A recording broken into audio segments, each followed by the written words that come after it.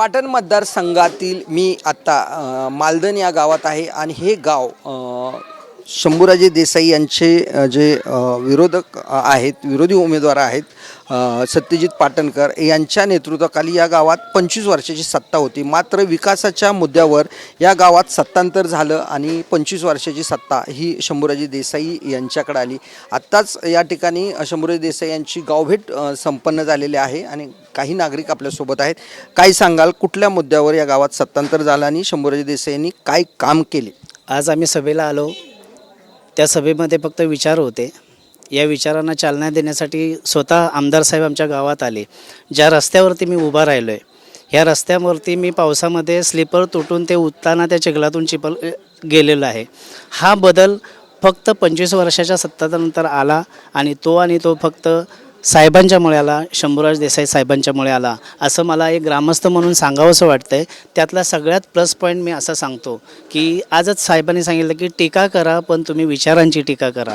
आणि या विचारांच्या टीकेसाठी आम्ही सदैव तयार, साहेबांच्या पाठीशी उभे राहू, ग्रामस्थ म्हणून किंवा इथला विभाग प्रमुख आणि आमच्या ज्या प्रथम नागरिक ज्यांना आम्ही आमच्या पद्धतीनं निवडून दिलेलं आहे, त्या स्त्री सरपंच आणि आमचे वार्ताहर चंद्रकांत चव्हाण ज्यांनी या विभागाला आणि ह्या गावाला 25 वर्षापासून बघितलं आहे, ते पण आपले 2 शब्द सांगतील. कारण त्या 25 वर्षामध्ये आम्ही जरी मुंबईला असू तरी पण साहेबांच्या या एकनिष्ठेसाठी आणि झालेल्या बदलासाठी नेहमी आमचा जो ग्रुप आहे तो साहेबांच्या पाठीशी, इथून पुढेही त्यांच्या पाठीशी आत्ताच्या येणाऱ्या इलेक्शनमध्ये. आत्ता जे साहेबांनी जे गावात विकास कामं केली त्याच्याबद्दल काय सांगा, नेमका काय बदल झाला गावात?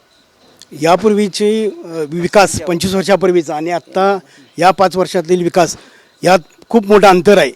वाडी वस्त्यातील घरादारांपर्यंत इथं 1 गाव आणि 12 वाड्या असं हे समीकरण असतं.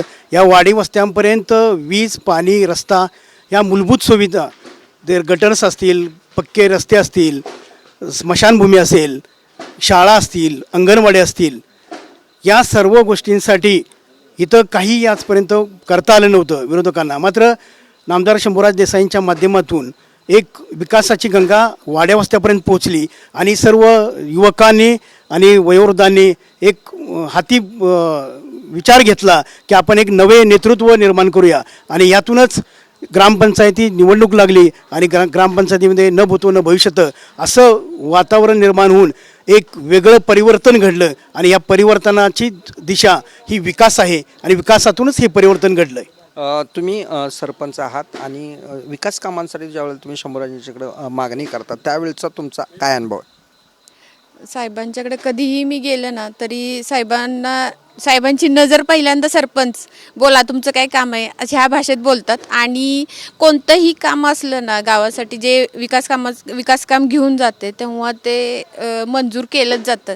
लगेच विचारतात, विचारपूस केली जाते, का थांबले, कधी होणार आहे, ते लगेच तिथं पटकन सांगतात साहेब. आणि त्यामुळं गावचा विकास 2 वर्षात खूप झपाट्याने झाला आहे. तुमच्या गावात आत्ता जे साहेबांचं कशा पद्धतीचं वातावरण आहे? वडजाईनगर, मी माजी उपसरपंच वडजाईनगर सुतारवाडीचा माजी उपसरपंच 2007 ते 2011पर्यंत होतो. सर्वात पहिल्यांदा मी साहेबांचा कार्यकर्ता म्हणून त्या ठिकाणी होतो. ते साहेबांचं एवढं हे आहे की जिथं अडचण आहे, जिथं जे आहे, आता आमच्या गावाला वरती वाडीला 2 चाकोपूल, एका वेळेला 2 चाकोपूल दिले. एक चाकोपूल असा वरती सुतारवाडीच्या याच्यामध्ये आमचं एक माजी उपसरपंच होते, त्यांच्या तिथे एक चाकोपूल झाला. खाली आमच्या इथं चाकोपूल 2 चाकोपूल एकदम झाले. आत्ता गेल्या वर्षी इथंच कार्यक्रम झालेला होता. त्यावेळेला आम्ही त्या साहेबांना सांगितलं की एक पाठीमागच्या एका ओढ्यावरती असं हे झालेलं आहे. त्यांना लगेच त्यांनी या मुख्यमंत्री निधीतून 1,42,00,00,000 रुपये मंजूर केली. शंभूराजे देसाई या भागाचं नेतृत्व करतात. काय सांगाल, एकूणच कशा पद्धतीचं वातावरण चांगलं आहे. साहेबांनी भरपूर दिलं आहे. मी भैरवनाथ सहकारी पण आपले सोसायटीचं चेअरमन. आज गेले 35 वर्ष संस्था राष्ट्रवादीत होती. आमच्याकडं 3 वर्ष आली. मी 3 वर्षात नाही सोसायटी सत्ता 3 वर्ष आली. 3 वर्षात मी 10% डिव्हिडंड वाटते. आत्तापर्यंत गावाला डिव्हिडंड माहीतच नव्हता की वयोवृद्ध माणसं आहे ती फक्त याचे निघून जायचे, बाकी काही नाही. 10% डिव्हिडंड वाटला. ह्यो आमचा फरक आहे मोठा सगळ्यात. आणि साहेबांनी केलेलं काम साहेबांनी केलेलं काम ही डोळ्याला दिसतंय सगळ्यांच्या आता काय आहे आणि काय नाही ते. काय सांगाल तुम्ही शंभूराजे देसाईंच्या नेतृत्वाबद्दल? मी साबळेवाडी गाव सरपंच.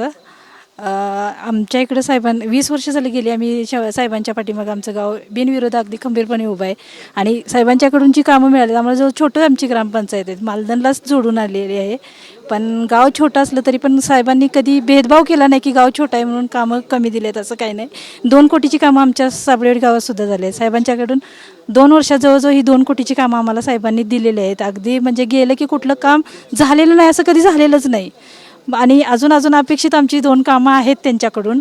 येत्या 5 वर्षात ते आम्हाला नक्कीच मिळतील. आमची मेन रस्त्याची गटर आणखी ग्रामपंचायत कार्यालय आम्हाला मिळालं साहेबांच्याकडनं एवढीच अपेक्षा आहे. एक मिनिट. बाबा काय सांगाल आता तुम्ही वयानं आमच्यापेक्षा मोठे आहे. या अगोदरचं या ठिकाणी नेतृत्व करत असणारे ते विरोधक असतील आणि आता शंभूराजे काय फरक आहे नेमका? शंभूराजेंनी बरेचसे काम केलेलं आहे. केले हे आता काँक्रिटीकरण झाले, पुन्हा पानोळवाडी जाधववाडी मग पुलाचं काम हे झाले. म्हणजे त्यांनी त्यांच्या कार्य चांगले केले. विकासाच्या मुद्द्यावर सगळ्या पाटण मतदारसंघातल्या लोकांचं कसं काय मतदानासाठी काय असेल? जास्तीत जास्त लोकांचा कल हा शंभूराज देसाईंच्याकडेच आहे पूर्ण पाटण तालुक्यात. काय सांगाल बाबा? हे आपले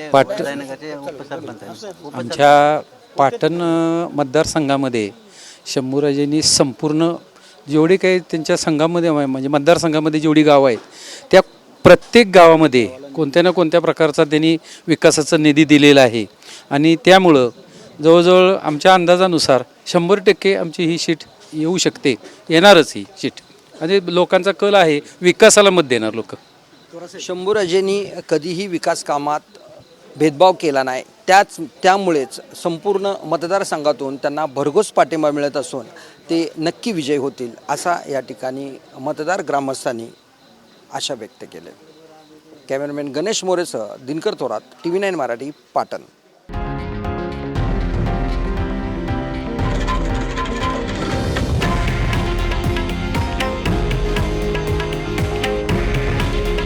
हे आहे देशातील नंबर 1 न्यूज नेटवर्क आणि आपण पाहत आहात TV9 मराठी. काळजी तुमची, हित महाराष्ट्राचं.